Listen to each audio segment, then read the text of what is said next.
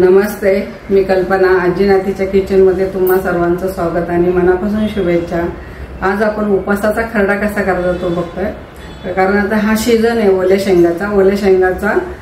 मी शेंगा आणून त्याचे दाणे काढून घेतलेले आणि त्या शेंगाचा आपण खरडा करणार आहे. तो खरडा कसा करायचा ते बघूया. त्यासाठी मी काय काय साहित्य घेतले ते दाखवते. हे शेंगा सोलून घेतलेले एक बाउल, हिरवी मिरची जरा जास्त घेतली खरडा आहे म्हणून, मीठ आणि जिरा, एवढ्याच ह्याच्यामध्ये हा खरडा छान होता. चला आता हे आपण सगळं मिक्सर मधनं काढणार आहे. मिक्सर मधनं काढले की थोड्या तेलावर आपण हे परतून चांगला खरपूस असा खरडा तयार करणार आहे. आधी शेंगदाणे घालू मिक्सरच्या भांड्यात. आपण जरा जास्त मिरच्या घेतल्यात, ह्या तिखट मिरच्या आहेत, खरडा आहे म्हणून. थोडं जिरं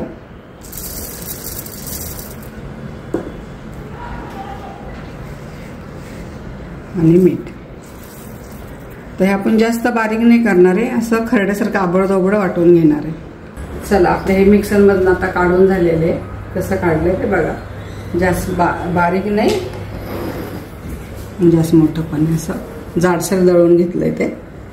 आता इथं मी 2 चमचे तेल घेतले बघा. तेल पण छान तापत आलेलं आहे.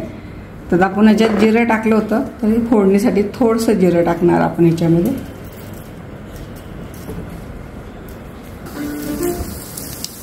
जिरं छान तडतडले.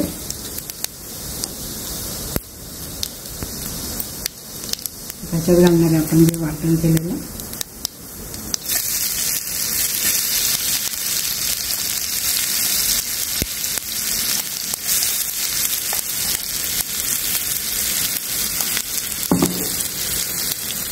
छान याला मंद आचेवर असा खरपूस परतून घ्यायचा अगदी कोरडा होईपर्यंत.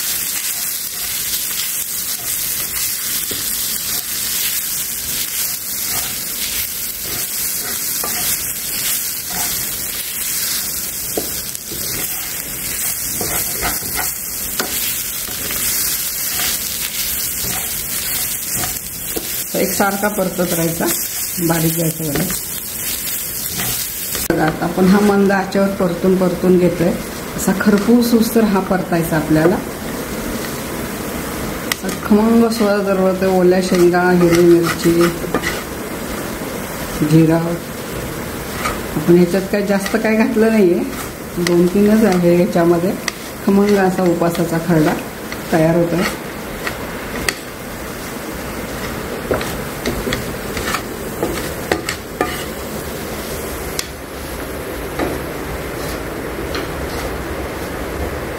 जर 1-5 मिनिटं होऊन देऊ आपण. होत आलेला आहे बघायचा. आपला खरडा छान असा खरपूस आणि कुरकुरीत झालाय. आपला हा खरडा तयार झालेला आहे.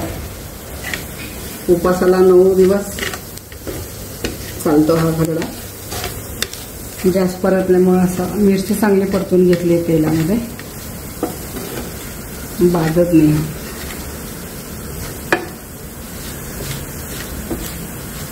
किती कुरकुर आवाज येतो ह्याचा.